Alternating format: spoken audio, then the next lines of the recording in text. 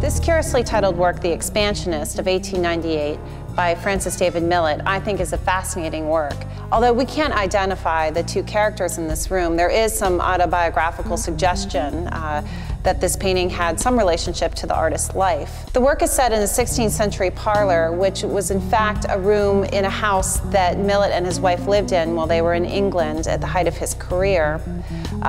In addition to the fact that it was set in his own home, Millet, when he painted this, had just returned from the Philippines, where he had been a war correspondent for the Spanish-American War.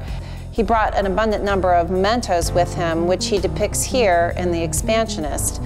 And here in the compositional center, right in the extreme foreground, there's a globe, which is incidentally set on Australia and Indonesia and the Philippines, where a lot of these objects would have come from.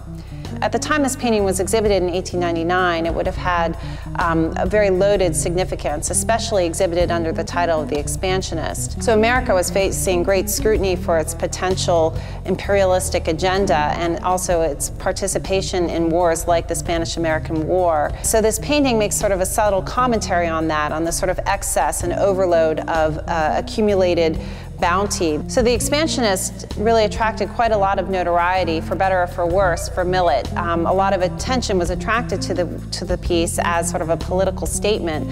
And at some point, Millet actually decided to change the title to A Well-Traveled Man to sort of draw attention away from the brewing political situation. Millet really intended this work to be his masterpiece, and he exhibited it several times in his career. But in 1912, he boarded the ill-fated Titanic.